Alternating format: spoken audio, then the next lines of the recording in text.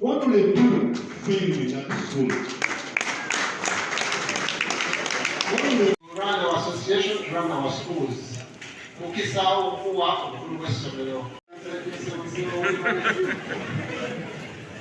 Pasipali pateke hiyo ni team run members now we appreciate and for let's come together and appreciate the deal. Hata kama embarrassed with a lot of because it's only when you use a station that you can realize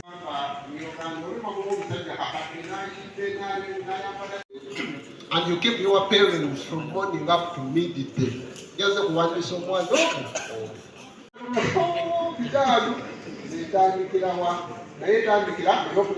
that school, those numbers, those let us invite Madam Anita. Let's make our system at our schools flow very fast so that our customers are very free. Constructed a block and they took some years in that construction. So guide me to come up with, after putting it there, can you look for a plan, not school improvement plan? School improvement plan, we look at things like lesson preparation. We are all aware that our staff are not. Yes, you are there as Mr. Kadiama. Even others, attendance. You know very well who is good at science, who is good at mathematics, who is the vision, the mission, and that our vision is this. So out of the vision, we get the. Then another point, take over in a subject which you subjects. But very few teachers are all around. You can believe me or not. We do the rest of the subjects. We do school practice. We are all head teachers. And we are all managers. Not so? Very soon, I'm bringing a unity here at Katogo. Agenda tuzimbira ekizimbe ekiriko unity ya special needs. So we want such people. Now, if Waswa can, how about you? Waswa is a teacher. You were head teacher. So I want you to challenge Waswa and you also do the needful term. But a work plan is different from that. You have to show us when, how, who is to make a follow-up on that. And then too, when we are drawing our budgets, we are not drawing it from isolation, but we have to visit our work plans. So in most cases, we have to align most of these things. If I'm drawing my budget, I have to visit, I have to put my work plan are not enough. Even the staff, if I'm to say, because you want me to mention that, but it is now a song. Our staff is not enough, most of the schools. But as managers, as leaders of those schools, we expect you to have a skill of lobbying. You have to lobby to acquire some resources in your schools. I want to thank some members here. Some people have tried it, but others not. Abamu twetulako bwetuzi, n'olinda DEO dirwana akuwa ekizimbe. But he has been very clear in most of his communication that the resource envelope we have as government, therefore, let us do lobbying and at least we improve on the environment of our schools. But the environment is so alarming. So members who are there, this is 2025, we want to hear nti bana na fulumyeko ebweru bagenda kunzimbira ekizimbe. I was very happy with the teacher called Waswa. Waswa is in Katogo CU Primary School. Performance y'abaana baffe aba Mukono district yabadde nnungi. Abaana bafunye first grades 20 n'omusobyo ne second grade. Naye tetulinamu abaana abaagudde abawera ddala nga 200 n'omusobyo, ate n'abaana abataatuula nga 330. Twagala okukubiriza abamasomero tufube nnyo okulaba nga abaana bano abagudde tubamalawo, ate n'abaana abatatuula. Twagala kugendera ku directive ya minisita w'ebyenjigiriza Honorable Janet Museveni Basiledi. Yagambye nti abaana bano abatatuula tubanoonyerezeeko. Naffe ba inspector tugenda kutandika kunoonyereza abaana bano 323 abataatuula. Baatuula lwaki era baliriddawa? Tulaba tubafunye, then tuyinza okwogerako n'abazadde baabwe, tulaba abaana bano kubazza mu ssomero baddeyo bamalirize ekibiina kyabwe kya kusoma. Tugenda kufuba tulaba naye nabali abaagwa tugenda kwongeramu amaanyi mu basomesa baffe n'amasomero tulaba nga tumalawo abaana abo abagwa, naddala nga tutegeka emisomo egy'okubaza obulungi abasomesa, engeri gye tubuuzaamu ebibuuzo n'ebirala bingi. Tuyinza okukizuula nga bwe ngaye tugenda kunoonyereza ensonga lwaki abaana bano 330 tubadde tebaatuula, naye twazudde nti ezimu ku nsonga eziyinza okuba obufere nga abakulu b'amasomero tebaali na muwendo gwa ssalira gw'abaana 15 naye bwe beeragira okutuula ebibuuzo ne bateekamu amannya gataaliyo. Tusuubira nti abamu bayinza okuba baakubisa ekyo. Tugenda kinoonyerezaako tufune ekyenkomeredde era tujja bategeeza tukifune. Abanaagendanga mu masomero babuuze ensonga lwaki kino kyali bwe kityo. Amasomero era tubagambye, minisita waffe yayogedde n'atutegeeza nti abaana bano abaagudde tubawe omukisa oguddamu okukola ebibuuzo. Abakulu b'amasomero obubaka bwe njagala obbawa, abaana bano mu maregisitaringe mu mwaka guno 2025 baddemu bakole ebibuuzo byabwe ate tusobole okugenda ku mutendera ogunaddako gwa siniya. District Inspector Busubuzi Mukono. Abaana abaakola ekyomusanvu omwaka gwa 2024 okusomooza ku tukyalina okunene lwakuba nti abaana 200 baagwa n'abaana 300 nga mu baabo 330 beewandiisa ne batakola bigezo. Kati tukyalina okusaliramu amagezi ne ba stakeholders abalala okulaba nga at least tunoonya ensonga lwaki bano 200 baagwa ate nga babawandiisa era babasobesezza emyaka 7 ne babeerawo. So tukyagenda mu maaso n'okwetegereza ne betekyeza n'ensonga ezimu tuzimanyiiko. Gamba nga Mukono tukyalina ekizibu kya understaffing, nabyo nsonga nkubira oyinza gibuusa maaso ku lwaki abaana bagudde, n'eriyo n'ensonga endala ze tuyinza okutunuulira nga abakulembeze ne tulaba nga tuzisaliramu amagezi. Kati ensonga ya bino 330 abataatuula, abo bo bali wakati wa school management n'omukulu w'essomero, kubanga yamanyi gye baagenda era yamanyi gye yabadde bawandiisa. So kati abo bokusooka tusooka ne tujja obana 330 agagudde agatajja kukola ne tugakendeeza era tujja kuba tukendeeza ku muwendo gwaffe. So kati tulagidde beteachers kusooka batuwa ensonga lwaki buli omu abaana abataakola wuwe lwaki tebaakola.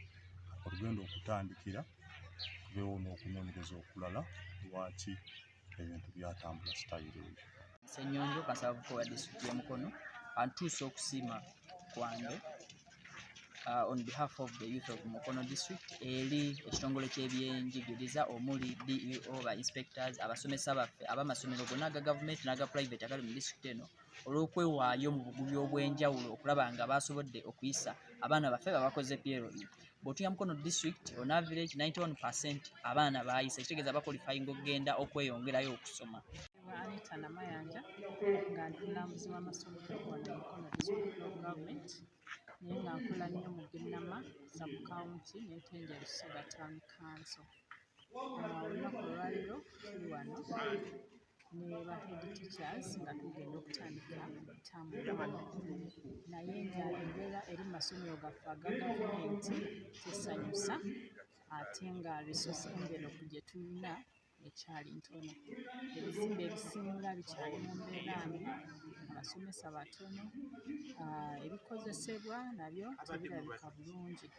Ate ba head teachers abamu twongera okubakubiriza ba head teacher mwenna okubakubiriza mubeere nga muleme kwesuulirayo gwa naggamba, mubeere nga mwennyini mukola lobbying amasomero gano gasobole okubeera nga gatuukana n'omutindo. Tuleme kulinda gavumenti buli kimu kubanga amasomero gano galimu abazadde, ate abazadde bano nga batubeera tubamobilizinze basobole okutubeeramu ekirungi.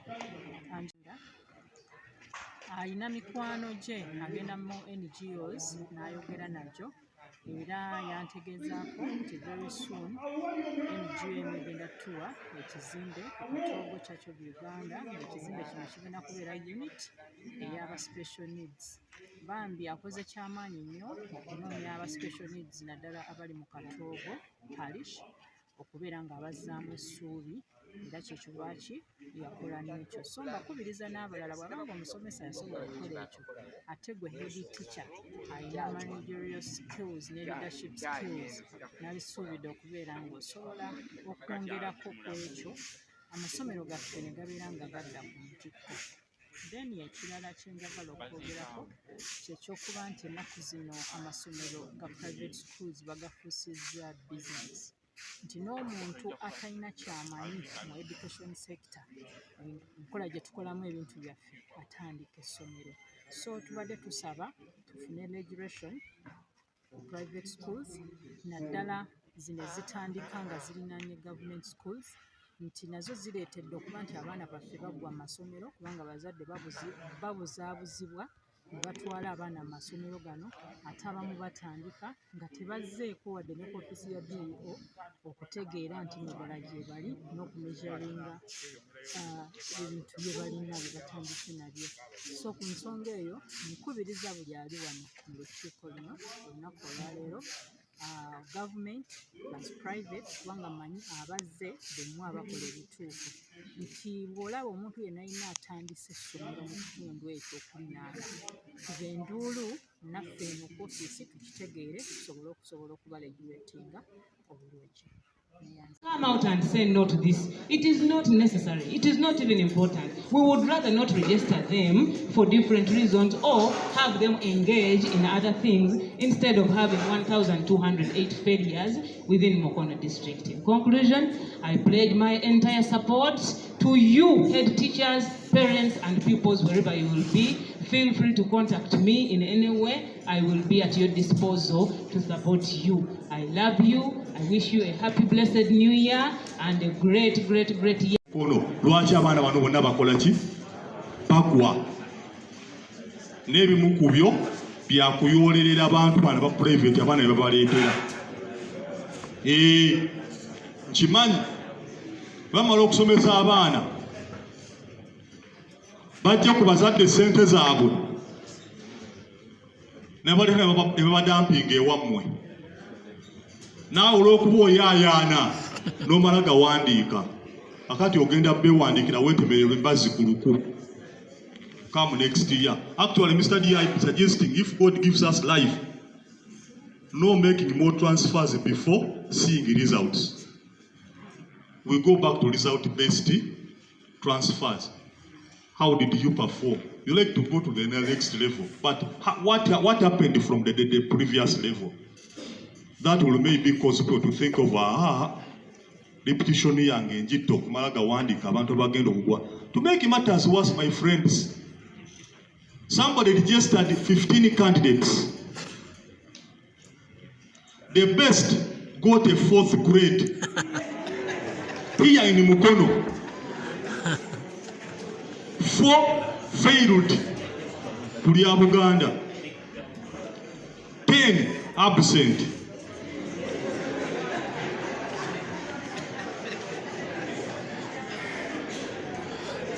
This is a serious quarrel, you people. Kati nga tumaze okulokoka ebyokukopa tulina okugenda ku quality. We should leave nobody behind in this struggle. Njagala nyo wa private adibe n'abaana be yabasoloza ssente abasomeseza ebyekifere bawe interview balemererwe bagaya mukulu bongereyo nkimanyi bajja kusibira Nabiga with time when Nabiga naye bagayi banaye nange nkoti nkoye mweyongereyo mugende ku mwale ssente ewaleeyo basibire Luweero bwe mutaakalube bano benyine bagenda tugobya mirimu nga tukola ki beri nakwambalira bugabana efuzi twajirwa batuli bubi batukuba nenga ne musi bakiraba eyo performance tosobola kiga abantu ne next year oddayo noyimira mu bantu bana abazadde abaana fe batula pero abaana 15 abaana kalo omu yafuna 4th grade abaana weewaawo baagwa 10 teryatuula really. So my friends, 2,000 were they? 1,208 candidates failed. Members, kitususa obw'omulamuzi kintu kiki kinene never nekambuuzeemu.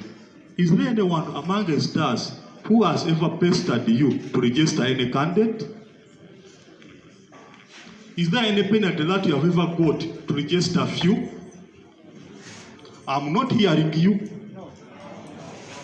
Now, why do you want to tell me as teachers, you don't see that this one is likely to fail? Tell me, really, if you have taught the children, olaba omuzadde aleka abaana ba myaka 8 n'amanya nti oyo omwana sijja muwa buzika ajja alayika okuba omuyaaye era n'amalanga muki. What about you who have taught children for the last 2 years? You can't tell that this one is likely to fail.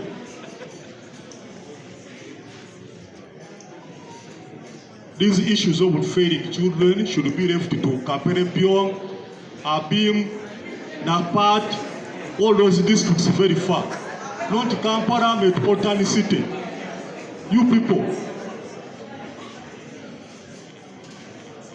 What I'm saying is going to cause me and you issues.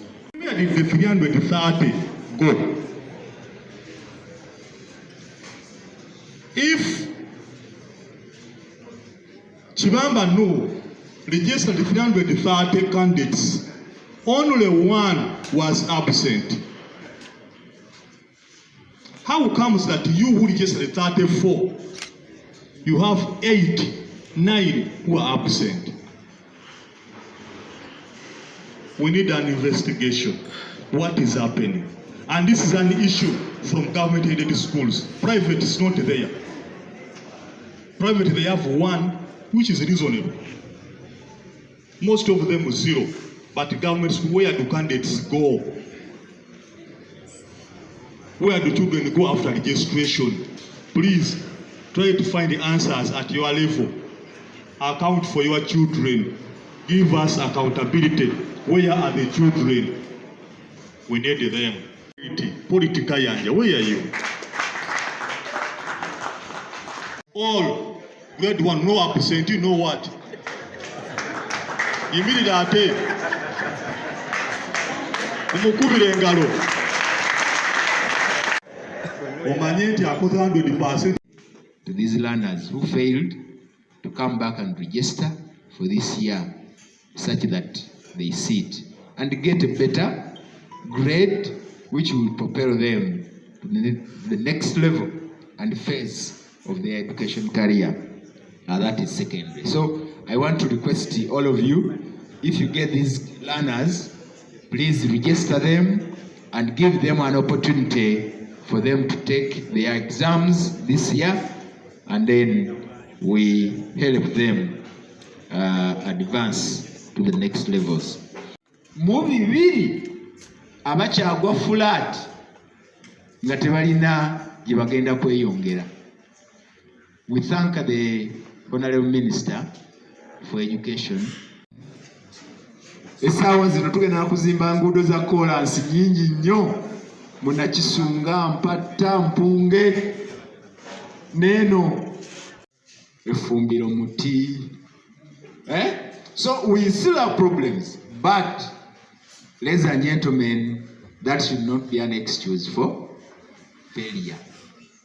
Kubanga I have traveled the whole of Uganda, and at least I have been to areas in Sebei. Aine yanchaza Sebei. But when you go there, you meet the conditions there. But people are still performing the way they perform. Registered you in Mukono district. In Mukono district, yes, we still have areas where we compare ourselves with the upcountry districts. When you go to Kome, the transport there is very poor. You go to Mpunge, you go to Luwero of Mukono, Namuganga, Nogende Buyita, Nogenda Namanoga, RC, Chalamirembe. Woli, nakulengedde ku Chalamirembe. Yali mabege ku Chalamirembe. Siria. Now kadi mutaddemu n'okoraptinga system ya UNEB. Muli gye salinga abaana abatakola ki? Ataliyo. Ne mujjuza omuwendo gwaffe ogw'abaana abatatudde. Buli mwaka ne tuddamu ebibuuzo okuva mu Prime Minister's Office and the Auditor General's Office. Lwaki tulina abaana bangi abaregisteringa ng'ate tebakola ki? Tebatuula. Dropout rate is too much. Please, ladies and gentlemen, I am sure the First Lady mentioned it, and we are going to come to you to tell us how 10 of your children did not register, did not sit for examinations. Before we come, before the inspectors. Honorable Minister, Obwakabaka bwa Bunyala obulingiririza ate nga Mukono district ndi head teacher. Ekyamazima ekyabuze nti zimu ku bibuuzo ate banna bakinyonyoka bulungi, naye tulina abakozi b'amasamba b'ebikajjo babakyusakyusa nnyo buli kiseera, oluusi abamu ne balemererwa okukola. Kakati amasomero ago agalimu abaana abali nnyo mu mbeera eyo be baleeta absenteeism ku PLE. Naye mu urban areas eza Mukono bo bali settled. Ekyokubiri n'okugwa, kubanga nabo babakyusa nnyo okuva mu kifo kino ne bagenda n'awalala. So amasomero go gali nnyo ku mabbali ga Mukono district mu mbeera ewali okulima ebikajjo ate nga bingi. Ensonga eyo gye nsinga okumanya. Nzibu ya kukwatako okutuusa nga abakozi b'ebikajjo okubeera permanent ku mirimu egyo okumalako omwaka mulamba, naye beewandiisa ne balemererwa ne baddayo ne babagoba ate bennyini ne balwanagana ne bibalemesa.